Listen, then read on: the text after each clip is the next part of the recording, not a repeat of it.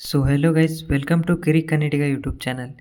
ನಿನ್ನೆ ನಡೆದ big boss ಎಪಿಸೋಡಲ್ಲಿ ಕಟ್ಟ ಕಡೆಯ ನಾಮಿನೇಷನ್ ಪ್ರಕ್ರಿಯೆ ನಡೆಯಲಾಗಿತ್ತು. ಅದು ಇನ್ನೂ ಪೂರ್ಣಗೊಂಡಿಲ್ಲ. ಹನುಮಂತು ಅವರನ್ನು ಬಿಟ್ಟು 7 ಜನರು ಫಿನಾಲೆಗೆ ತಲುಪುವ ಯೋಗ್ಯರಲ್ಲದ ಈ 3 ಜನರ ಫೋಟೋವನ್ನು ಅಂಟಿಸಿ ಕಾರಣಗಳನ್ನು ಕೊಟ್ಟು ಜ್ವಾಲೆಯ ಮೂಲಕ ಸುಡುವುದು. ಮೊದಲನೆಯದಾಗಿ ಮಂಜು ಅವರು ಬರ್ತಾರೆ. ಅವರು ರಜತ್, ಭವ್ಯ ಮತ್ತು ಗೌತಮಿಯವ್ರನ್ನ ಆಯ್ಕೆ ಮಾಡ್ಕೊಳ್ತಾರೆ. ಇವರು ಫಿನಾಲೆಗೆ ತಲುಪಲು ಯೋಗ್ಯರಲ್ಲ ಅಂತ ಹೇಳ್ತಾರೆ. ಆಮೇಲೆ ತ್ರಿವಿಕ್ರಮ್ ಅವರು ಬರ್ತಾರೆ.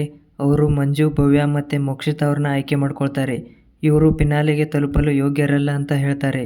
ಮೂರನೇದಾಗಿ ಮೋಕ್ಷಿತಾ ಅವರು ಬರ್ತಾರೆ. ಅವರು ಧನು, ಮಂಜು ಮತ್ತು ಗೌತಮಿ ಅವರು ಫಿನಾಲೆಗೆ ತಲುಪಲು ಯೋಗ್ಯರಲ್ಲ ಅಂತ ಹೇಳ್ತಾರೆ. ಆಮೇಲೆ ಗೌತಮಿ ಅವರು ಬರ್ತಾರೆ. ಅವರು ಭವ್ಯ, ರಜತ್ ಮತ್ತು ಮೋಕ್ಷಿತಾ ಅವರು ಫಿನಾಲೆಗೆ ತಲುಪಲು ಯೋಗ್ಯರಲ್ಲ ಅಂತ ಹೇಳಿ ಅವ್ರ ಫೋಟೋನ ಅಂಟಿಸಿ ಜ್ವಾಲೆಯ ಮೂಲಕ ಸುಡುತ್ತಾರೆ. ಇನ್ನು ರಜತ್ ಅವರ ಸರದಿ ಬಂದಾಗ ಮೊದಲು ಮಂಜಣ್ಣ ಅವ್ರನ್ನ ಆಯ್ಕೆ ಮಾಡ್ಕೊಳ್ತಾರೆ. ಆಮೇಲೆ ಧನು, ಭವ್ಯ ಅವ್ರನ್ನ ಆಯ್ಕೆ ಮಾಡ್ಕೊಳ್ತಾರೆ. ಇವರು ಫಿನಾಲೆಗೆ ತಲುಪಲು ಯೋಗ್ಯರಲ್ಲ ಅಂತ ಹೇಳಿ ಕಾರಣನ ಕೊಡ್ತಾರೆ. ಇನ್ನು ಇವತ್ತಿನ ಪ್ರೊಮೋ ಬಗ್ಗೆ ಮಾತಾಡೋದಾದರೆ, ಗ್ರೇ ಏರಿಯಾ ಆಟದಲ್ಲಿ ಅಷ್ಟೇ ಅಲ್ಲ, ಪರ್ಸನ್ ಆಗಿ ಇರಬೇಕು ಅಂತ ಧನು ಅವರು ಹೇಳ್ತಾರೆ.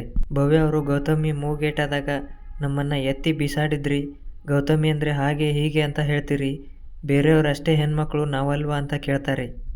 ಅದಕ್ಕೆ ಮಂಜು ಅವರು, ನಂಗೆ ಒಳ್ಳೇದನ್ನು ಬಯಸೋರು ಒಳ್ಳೆಯವರು, ನೀನು ಹೇಳ್ದಂಗೆ ಕೇಳ್ಕೊಂಡಿರೋಕ್ಕೆ ಬಿಗ್ ಬಾಸ್ ಮನೆಗೆ ಕಳಿಸಿಲ್ಲ ಅಂತ ಹೇಳ್ತಾರೆ. ಆಗ ಭವ್ಯ ಅವರು ಮತ್ತೆ ಗೌತಮಿ ಮಾತು ಕೇಳ್ತಿರಲ್ಲ ಅಂತ ಹೇಳ್ತಾರೆ.